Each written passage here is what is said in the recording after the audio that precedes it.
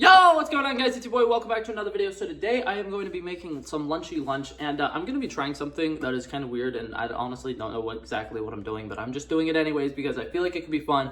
I have no idea what animal style fries are. I just know that they are really good fries from In-N-Out that a lot of people praise, and a lot of people are like, they're the best fries from any fast food restaurant or whatever. And I think essentially they're just like loaded fries with some sauce that's really good, and then they probably have like bacon and like burgers and stuff on it. I have no idea. I'm going to make what in my mind I think animal fries should be based off of the name. And I thought I would take you guys along with me on that little adventure. So we're going to start off by making fries, and then we'll go from there.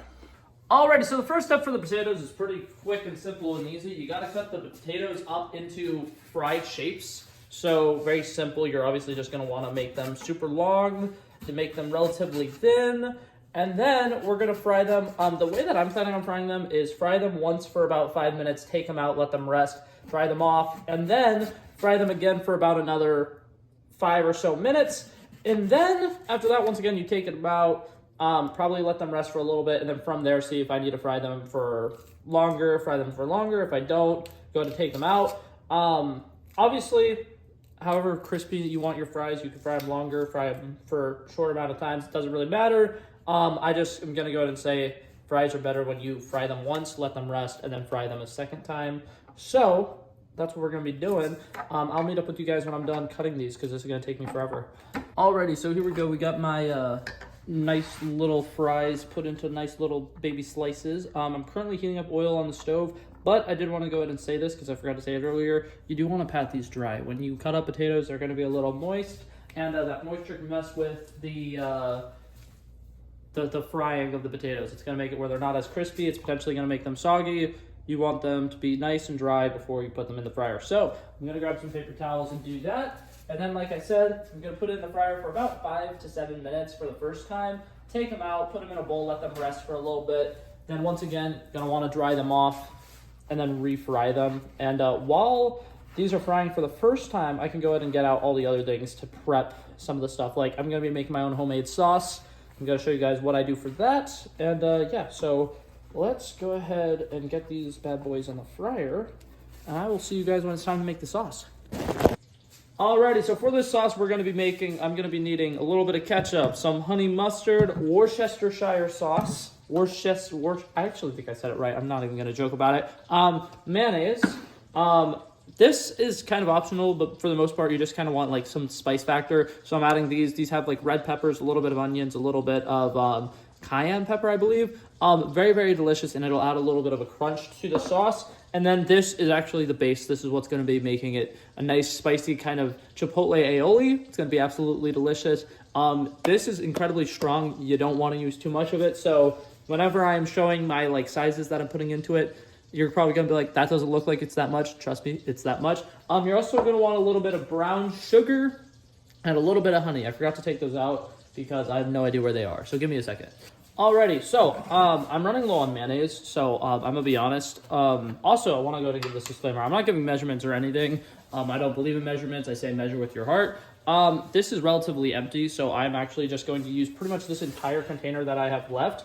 I will say, I'm not going to give measurements, but I will give ratios. You want the most of the mayonnaise. I think mayonnaise is the base of the sauce. It's very, very important. You're going to want more mayonnaise than anything else. Then you're probably going to want to add a decent amount of the honey mustard and a decent amount of the ketchup.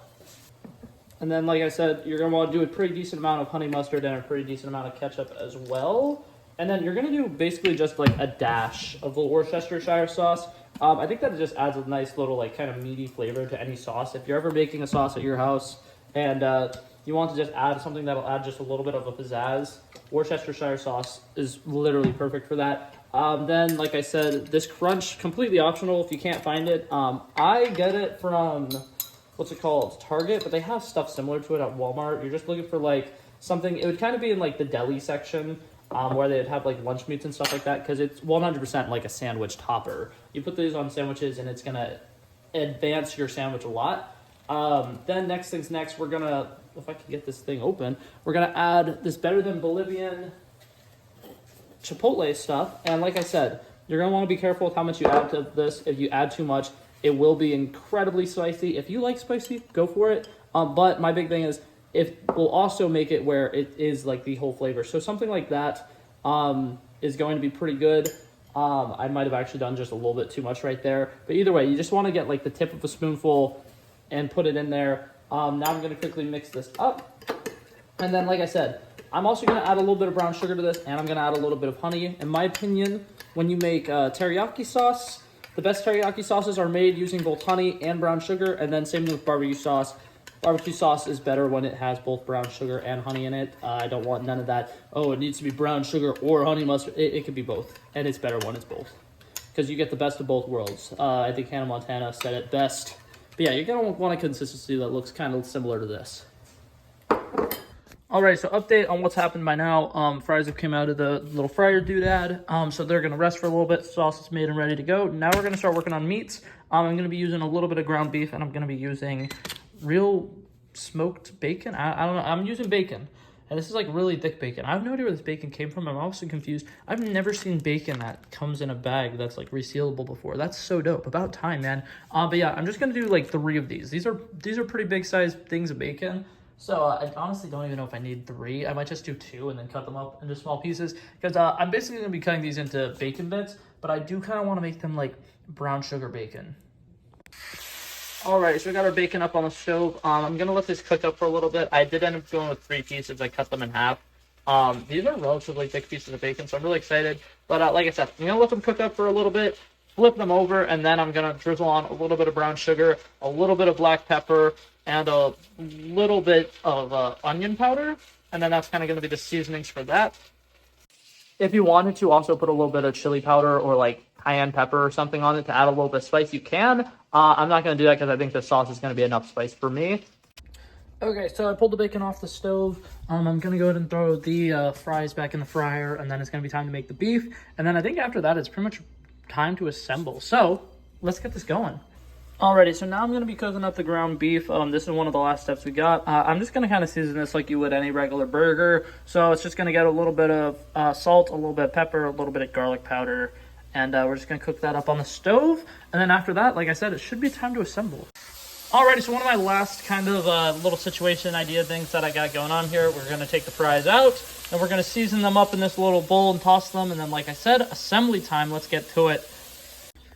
Alrighty, so it's going to be a very simple plating style. I'm going to go ahead and put down a small layer of fries. The seasonings that I ended up using for the fries, once again, I think season with your heart, whatever you think would go good on the fries, you do that. But I put a little bit of basil, I put garlic powder, salt, pepper, and a little bit of chipotle powder. And yeah, that's the seasonings I use. Toss them together. Now, like I said, going to put a thin layer on the plate. And then the next step is going to be to drizzle on some of the sauce. I put it in a bag and then cut a little hole in the corner so I could like really drizzle. And that actually doesn't even seem to be working that well. Also, I can't record this and do it at the same time. I'm struggling right now. Oh God. And then you're gonna add on your meats. So obviously, just like throw some of the little bacon chunks on there, and then we're gonna throw some of the beef on there, and then throw the rest of the fries on. Drizzle on the rest of the sauce, and it's gonna be a beautiful little combination like that. Alrighty, and ta-da, voila, here's the final product. And for people who are looking at this like, oh my God, are you trying to kill yourself, or are you trying to give yourself a heart attack, or what's going on? I'm not eating this whole plate. More than likely, I'm not even gonna eat half of this plate before I put it in a Tupperware container and save it for later. But yeah, I thought that this would be a fun little adventure. Only thing that I did not add to this that I feel like I would have added, I feel like if you dice up some pickles and throw it on there, it'd probably be pretty good. I might still do that, but as of right now, that's it for that. Does it look pretty? Not really. Does it look delicious? Also not really, but I think it's gonna be great. So yeah, that was me trying to make animal fries. Thank you guys so much for watching. If you liked it, feel free to like and subscribe, and I'll hopefully see you guys in the next one.